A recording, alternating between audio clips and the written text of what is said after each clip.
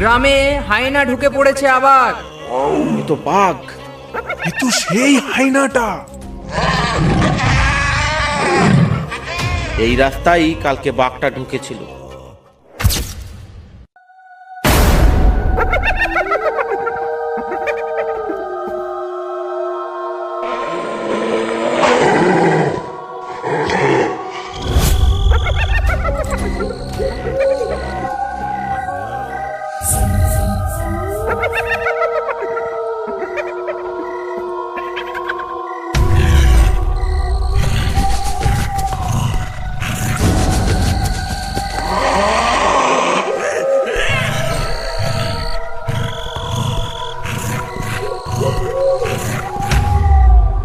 ওই দেখ বাদল, আজ আবার হায়না ঢুকে পড়েছে গ্রামে। পালা পালা।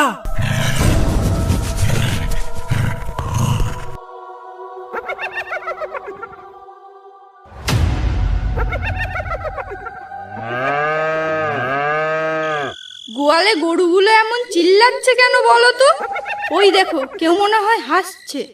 চোর ঢুকেছে মনে হয় গোয়াল ঘরে, বুঝলে, আমাদের গরুটাকে চুরি করতে। তুমি যাও তো একবার দেখে এসো তো। সাবধান সাবধান সাবধান, গ্রামে হায়না ঢুকে পড়েছে আবার। গ্রামবাসীরা সবাই আজ রাতে খুব সাবধানে থাকবে। আজ আবার সেই হায়না ঢুকে পড়েছে গ্রামে, সবাই সাবধানে থাকবে। সাবধান। দাঁড়াও, বাইরে যেও না এখন। রাত প্রহরী কি বললো শুনলে তো? কিন্তু এখন তো সবে সন্ধে, এর মধ্যেই হায়নার উৎপাত শুরু হয়ে গেল। দেখো গরুটা কিভাবে ডাকছে, মনে হয় আমাদের গরুটা আর বেঁচে নেই। আমি বলি কি, এই গোসাবাতে আর নয়, চলো না আমরা ধামাখালির দিকে কোথাও ঘর বাঁধি।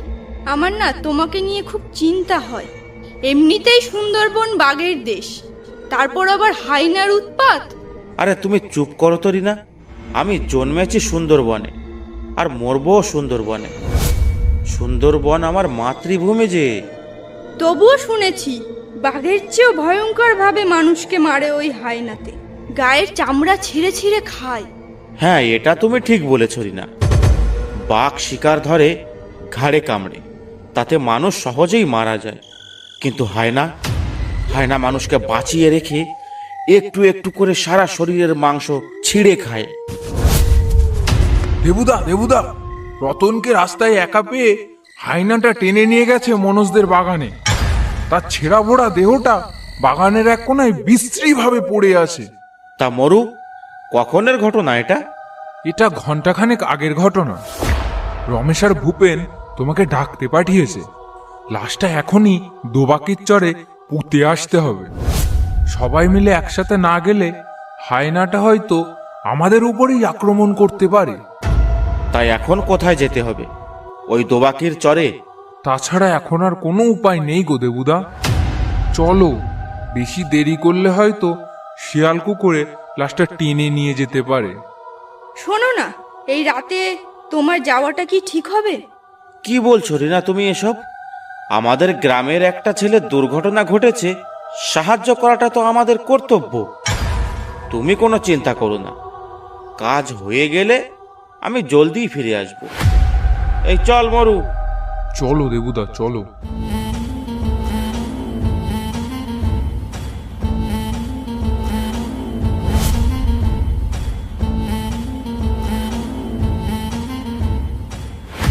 এই দাঁড়াও, কারা তোমরা?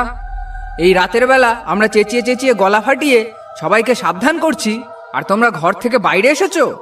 তোমাদের তো দেখছি সাহস কম নয়। মরার পাকনা গজিয়েছে তাই না? হাতির পাঁচ পা দেখেছো? যাও ঘরে যাও। কি আর বলবো তোমাদের দাদা, এই বিপদের মধ্যে বেরিয়েছি কি আর সাধে। ভোগাইয়ের রতনবাগ দিকে হায়নায় একা পেয়ে ছিঁড়ে ভুড়ে খেয়েছে। আমরা তারই সৎকারের জন্য যাচ্ছি। দাদা, আমাদের বেশি দেরি করা ঠিক হবে না। বেশি দেরি করলে হয়তো শেয়াল কুকুরেই লাশটা খেয়ে ফেলে দিতে পারে। সবই তো বুঝলাম, কিন্তু এই রাতে হায়নাটা যেভাবে ঘুরছে তাতে কখন কার কি হয় বলা যায় না। এভাবে তোমাদের রিস্ক নেওয়াটা ঠিক হবে না। ভয় নেই দাদা, সামনে আমাদের আরো দুজন বন্ধু আছে। হায়না এলে আমরা চারজনে পিটিয়েই মেরে ফেলবো। ঠিক আছে, যাও তাহলে।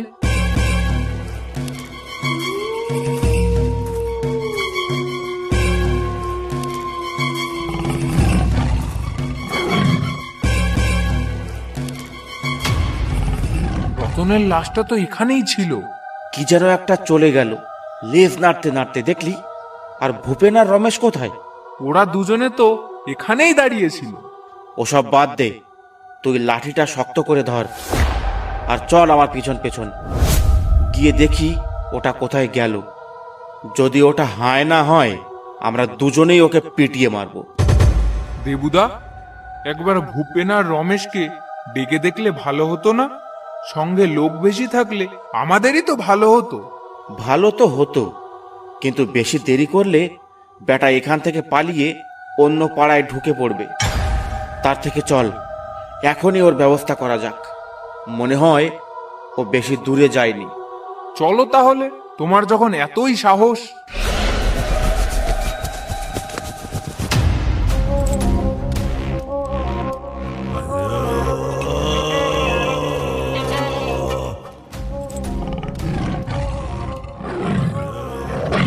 পালাও পালাও দেবুদা, পালাও। কি হলো? মরু পালিয়ে গেল কেন? সর্বনাশ, এ তো বাঘ। হায়না খুঁজতে এসে শেষে বাঘের পাল্লায় পড়লাম। ওরে বাবারে!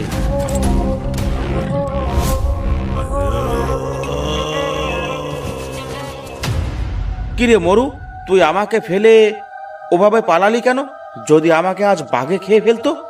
আরে দেবুদা, তার জন্যই তো আমরা সবাই মিলে যাচ্ছিলাম তোমাকে বাঁচাতে। তুই তো ভালো মানুষ না রে, বিপদের মধ্যে এভাবে ফেলে পালাস। তোর সঙ্গে আর কোনোদিন কোথাও যাব না, মরে গেলেও। আর ভূপেন, তোরা এতক্ষণ কোথায় ছিলি? আর বলো না দেবুদা, আমরা রতনের লাশের পাশেই দাঁড়িয়েছিলাম, কিন্তু হঠাৎ করে ওখানে একটা বাঘ চলে আসাতে তখন কি আর করব, লাশটা ফেলে পালানো ছাড়া আর তো কোনো উপায় দেখলাম না। তাহলে এখন কি করবি? রতনকে তো বাঘটা মুখে করে নিয়ে পালিয়েছে। এতক্ষণ তার আর কিছু অবশিষ্ট নেই। ওই বাঘের থেকে দেহটা ছাড়াতে গেলেও কিছুই পাবো না। আমি বলি কি দেবুদা, কাল সকালে একবার মোড়লের সঙ্গে কথা বলে দেখলে হতো না? কিছু করা যায় কিনা? তাহলে এখন যাও, যে যার বাড়ি যাও।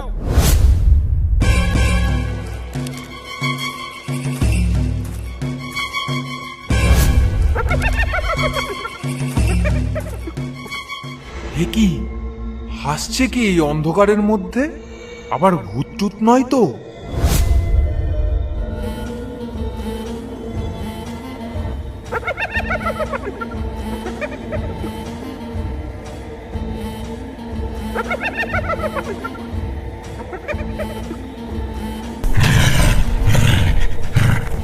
এ তো সেই হায়নাটা। এবার আমি কি করি? পালাতে হবে। হ্যাঁ, আমাকে পালাতে হবে।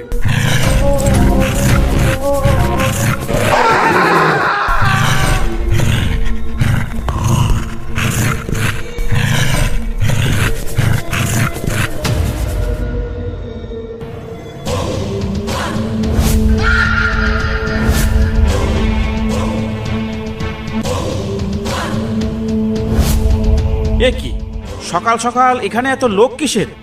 এই একটু শরৎ তো দেখি, কি হয়েছে? এ কি, এ তো মরু। এর এই অবস্থা হলো কি করে? এই ভূপেন, কি করে হলো রে এমন অবস্থা মরুর? আমি কি করে বলবো বলো তো দেবুদা, আমি সকালবেলায় যাচ্ছিলাম মোড়লের বাড়ি, যাওয়ার পথেই তো দেখলাম মরুর এই দশা। চল তো মোড়লের বাড়ি। এভাবে একের পর এক গণহত্যা হয়েই চলেছে। আজ কিছু একটা করতেই হবে। তাই চলো দেবুদা, তাই চলো।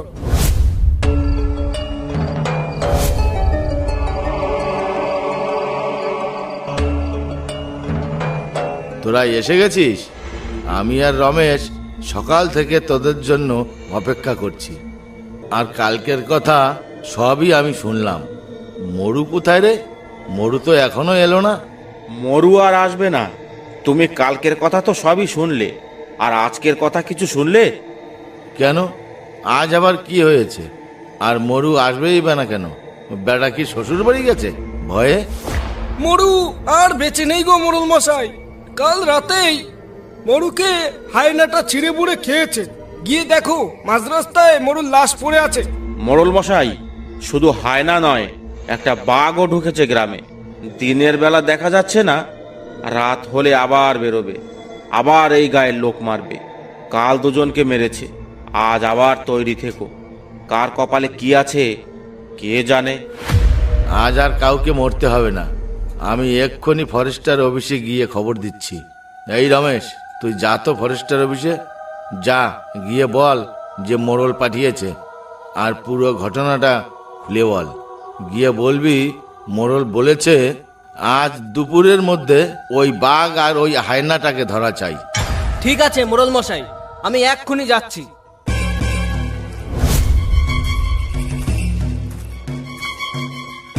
নবীন বাবু, খবর এসেছে গ্রামের উত্তর দিকে একটা হায়না ঢুকে পড়েছে। তুমি চলো আমার সঙ্গে। স্যার, স্যার, আমাকে মোড়ল মশাই পাঠিয়েছে। গ্রামে হায়না ঢুকেছে, আর সেটাকে ধরার জন্য, তাই তো? স্যার, গ্রামে শুধু হায়না নয়, আরো একটা বাঘও ঢুকেছে। আর হায়নাতে কাল দুজন গ্রামের নিরীহ লোককে মেরেছে। মোড়ল বলেছে আজ দুপুরের মধ্যে ওই হায়না আর বাঘটাকে ধরতেই হবে। নবীন বাবু, বন্দুকটা নাও তো। চলো, সোজা মোড়লের বাড়ি চলো।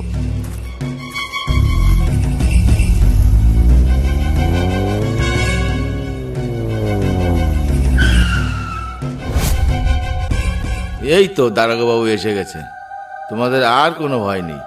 মোড়ল, আমার সঙ্গে দুজন লোক দিতে হবে জঙ্গলে ঢোকার জন্যে। এই দেবু আর রমেশ, তোরা দুজনে যা তো ওই দারোগাবাবুর সঙ্গে। দারোগাবাবু যা যা বলবে তাই তাই করবি। ঠিক আছে মোড়ল মশাই, আপনি একদম চিন্তা করবেন না। চলুন দারোগা বাবু, আমাদের কোথায় যেতে হবে নিয়ে চলুন। তুমি আমাদের আগে নিয়ে চলো, কাল যেখানে বাঘটাকে দেখা গেছে। তাহলে চলুন দারোগা বাবু, তোমাকে সেখানেই আগে নিয়ে যাই।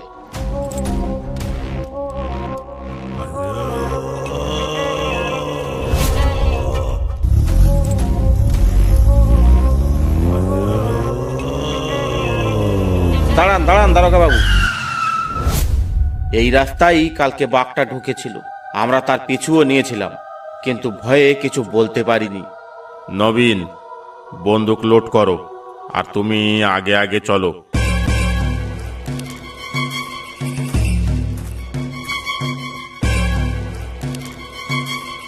কি ব্যাপার দেবু, জঙ্গলের এত ভেতরে চলে এলাম, তবুও তো বাঘের দেখা মিলছে না। তুমি কি কাল ঠিক দেখেছিলে? আর কিছু বলতে হবে স্যার? সব বুঝতে পেরেছি, বাঘটা আশেপাশেই আছে। সবাই সাবধানে থেকো। নবীন, তুমি একদম তৈরি থেকো। বাঘটা দেখা মাত্রই গুলি করবে, যেন গুলি মিস না হয়। কিন্তু স্যার, বাঘটা কোন দিকে ডেকে উঠলো সেটাই তো বুঝতে পারলাম না। কিছুক্ষণ এখানে দাঁড়াও, ওর আরো একটা ডাকের জন্য আমরা এখানে অপেক্ষা করব। আর সবাই কান পেতে শুনবে ডাকটা কোন দিক থেকে আসে। দারোগা বাবু, ওই তো ওই তো ওই দিক থেকেই তো ডাকটা এলো। চলো, ওই দিকেই চলো।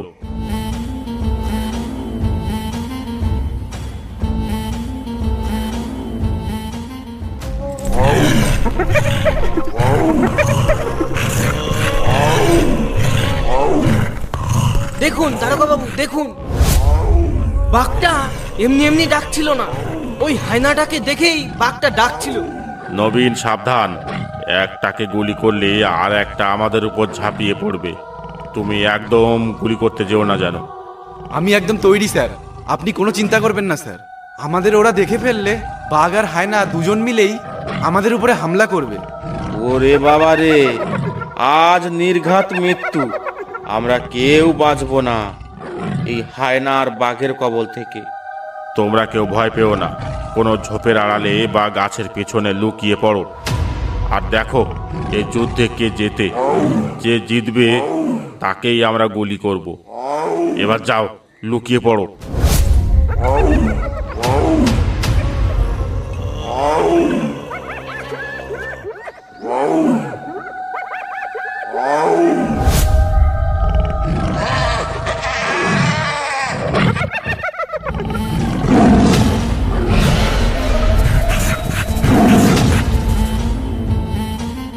দারোগা বাবু, হায়নাটা তো একেবারেই কুপকাত হয়ে গেল।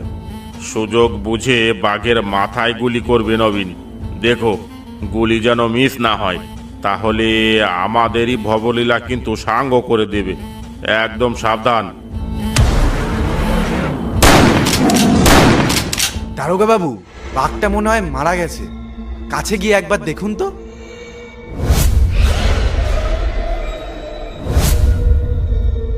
এবার কি করবে দারোগা বাবু? বাঘটা এখানেই থাক। এই হায়নাটাকে নিয়ে চলো তোমরা থানায়। আর এই বাঘটার জন্য থানায় গিয়ে আমি গাড়ি পাঠাচ্ছি। এ বাঘটাকে তোমরা দুজনে মিলে তুলতেই পারবে না। ঠিক আছে বাবু, আপনারা আগে আগে যান, আমরা হায়নাটা নিয়ে থানায় যাচ্ছি। ঠিক আছে, এসো তাহলে।